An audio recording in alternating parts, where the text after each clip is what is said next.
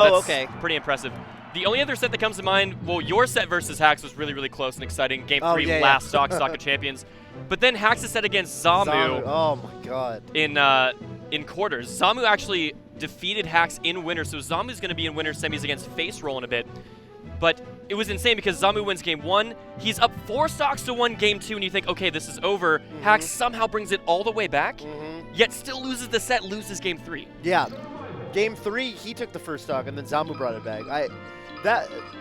Stocks or games like that really, like, I feel like they really test your sort of like mentality and your ability to like stay in it, kind of activate your killer instinct, you know? Absolutely, and good stuff to Zamu for being able to bounce back from that. But this is it, top 8 of Paradigm Shift 2019. Thanks for tuning in, and we've got the first set of losers, Hax versus Preeminent. Fox Dittos. There have been so many Fox Dittos this tournament too. Oh my god. Man. All 3 of the people that made it out of my melee pool, 3 made it out, were all Foxes. And then in bracket, I only played Spaces. Except for Bananas. I did lose in Losers Bananas. My pool was almost solely Fast Followers as well. We had like 1 Marth, 1 Peach, and like 7 Spaces. Dude, I love the Midwest. Same, dude. Welcome to the Midwest, Toph. We don't see you here that much. We see you here for like, you know, Full Bloom, Big House, Smash and Splash, but it's cool to have you here for regional. Right. Yeah, for sure. That said, very even so far. Hax's whole style, ooh, good reaction. Hax's whole style is very like, how do I say, preemptive, proactive. He throws out a lot of moves. That's kind of his thing, is he's always throwing out moves. He makes it very hard to overshoot approaches against him. So you kind of just have to like space around his like aerial wall. You do. And at the same time, if you ever get that frame advantage, he's going to be in his shield, and his out of shield game is pristine. So you really need to know how to attack that shield, or else you're gonna be done for. Yeah, he's like a ball of hitboxes. It's kind of insane. Okay, so platform follow up only gets the first of the up air. Nice. Oh, okay. Weird tech flow, but he's out of there. Yeah, he probably just wanted to shine, you know. When does he not? Oh. Preeminent. Yeah, I mean, I'm liking what I'm seeing from him so far too. He's definitely keeping it tight. Yeah, he's definitely shown that he's no slouch. Oh, good punish. Yeah, you know, that was great too, because like a lot of Foxes, probably myself included, I probably would have back-aired him off, but he went for the uppers all the way through and he actually got the kill off the top. Which is just kind of decision making at that point. This is good. Oh, if he and here it goes again. Yeah. Okay. That's one thing I want to see from these guys. In a lot of like the spacey dittos that I was seeing in pools yesterday, nobody was covering the ledge. Everybody gets the ledge for free. And it's such an important option. You have to cover it sometimes. It is a hard commit. You might not be able to cover other options, but you have to take it away at some point. You got to check them. You got to check them on it. Just make sure, you know. Hax trying to pull back into this. And all of top 8 will be a best of 5. That said, taking game 1 would be really nice, especially for Preeminent, trying to stage yet another upset of this tournament. Yeah. Preeminent is the best player in Minnesota. So trying to put his state on the map. Like, I guess like Absent Page and Dark Atma before him. I think they both hail from Minnesota initially. Yeah. Ooh, soft nair. Looking for the forwards out there. Again, Hax getting to the ledge. And the rare nair on the stage from Hax, I feel like you normally see him take a safer option, go to ledge. Right. Slightly gets away with it, but Preeminent with a slight lead here. Yeah, it actually would have worked out really well right there if he didn't, because Preeminent was threatening to take the ledge from him. Oh, okay, doesn't get the drill grab. Hax undershoots that grab. Just kind of scuffling right now. What does Hax get off of this? Not the best DI. No.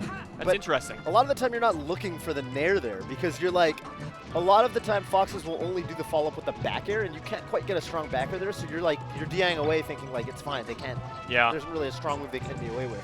Sure. Nair's a strong move, but it is strong when they DI it like that. That's right. Ooh, Hax trying to pull him off stage. Hax covering so many options and getting so much damage, and look at this. Yeah, look at all this. Preeminent has one more shot, but that's it, and Hax takes game 1. One thing I did observe playing Hax yesterday when we played in tournament, he is much better than most Foxes at his level, even at covering side Bs. He's really, really good at throwing out back airs to cover side Bs, where a lot of the time you get away with it. Yeah. And I mean, right there, Preeminent was doing the side B at a spacing where he could have shortened. That's and right. Shortened and fell to the ledge, or not shortened and gone all the way to the stage. And Hax actually threw out a backer that covered both options. I believe so. That was really, really strong. Yeah, he has like these nuanced drifts and positionings that he chooses that cover more options than a lot of other spaces would. Right. I think there a lot of mid and even upper level spaces can learn a lot from Hax's play in that regard. But we're on Dreamland. Looks like Preeminent likes the space. Yeah, I mean, I'm liking this platform game too. So, like, his platform follow-ups are definitely really, really strong. Okay, Thunder's combo, big opening here. Wow. Another one. Jeez. Gets out of there, regains center stage, but Hax is all over him yet again. Yeah, he's starting to do the Shine tech chases too, which is usually when I play Hax, that's a sign that he's playing really, really well. Preeminent missing a lot of techs right now, and that's the first stock. He kind of is, isn't he? And I wonder if it's like an artifact of how different and weird Hax's punish game is. Could be. Could be nerves. We're still really early on in this set. Right.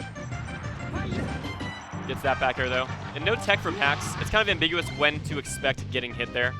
But Preeminent evening it back up. You're staying on the back air? Yeah. Yeah, I can see that. Wow, Hax is just opting to tech chase, I guess. Right here, yeah, now you look for a platform fall up. There's him. Yeah, Okay. you would expect up air, but there's the back air just like you were talking about. Good mangle though, and Preeminent takes some more damage, but at least he's alive for a bit longer. Yeah, Hax's edge guarding is actually so good that he's very much down to play for just hitting you off stage and then setting up an edge guard. He, I mean, also, you know, yeah, like it is Dreamland too, so you're not going to comp him upward as much anyway. Preeminent though, getting something started here. Oh, but just as I say, he finds himself off stage again, and this should be an Armada Shine, and it is for Hax. Yeah, this is a huge lead now. But what is a huge lead into Fox Ditto? Again, we saw Hax make a 4-stock comeback in winner's quarters earlier, only to lose that very same set. So. Oh yeah, I mean it's just like having the burden of having to do it though, and now you know it's all of the onus is on Preeminent right now. That's right, and you do not want to go down 2-0. Nice. That was very nice. Yeah, that's a sick decision. That's a bit of a DI trap there, where you know they want to DI right to go onto the platform, which means back throw will combo and up smash.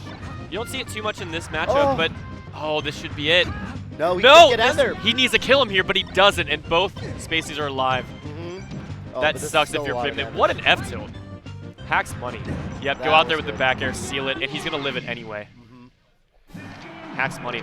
It feels bad. Preeminent had opportunities to claw his way back into that, bring it to a last stock situation where really anything can happen. Yep. Unable to do so, and he's going to have to win 3 straight unless he wants to take 7th place at Paradigm Shift. Yeah, it's I mean, it's looked good for him. I think a lot of the game plan is solid. It's just that right now Hax is hitting a lot harder, and Hax is also kind of getting comfortable. Right. And I'm seeing as Hax starts doing all these grounded, shines out of shield, to get follow-ups and things like that, I think it's kind of throwing Preeminent off, because your loss condition is very different playing Hax than against a lot of other Foxes. Where just hitting his shield wrong can cost you a stock. Sure, that was really nice from Hax. Great forward air, doesn't let him land. He finally regains his jump. And weird flub from Hax to get that air dodge up there. Unclear what he would have been going for. I almost wonder what the configuration is on the box that like makes you hit a shoulder button there, Sure. Like I don't even know where the L&R buttons are. Do you remember that one set? I can't remember what tournament it was, but it was Hax against Westballs like 2 years ago, and it was Game 5 on FD, and Hax took the set. That was like one of the most technical spacey duel matches at that time. Yeah. And at our time. Looking back to that makes me really surprised to see Preeminent being willing to take Hax here. I mean, he was great at the chain grab even back then. I don't expect him to be dropping a lot of these punishes. Preeminent shining out his shield, or upon wake up there to get out of this. But again, Hax is so good out of his shield, and here's a bigger punish. Oh, is he going to get the jump? That would have been miraculous. A little bit of a gift for Preeminent, though. He's still got a lot of work ahead of him. All right, finally with the grab. To kill him here. And it's the kind of thing where it's like, yeah, most Foxes can kill off the chain grab these days. But he's not doing it with confidence, right? He ended it with up smash early. Yeah, I would have liked to see an up tilt or a regrab in that spot. Yep. But he's got one more chance. But that's not a thing. Doesn't get the dash back.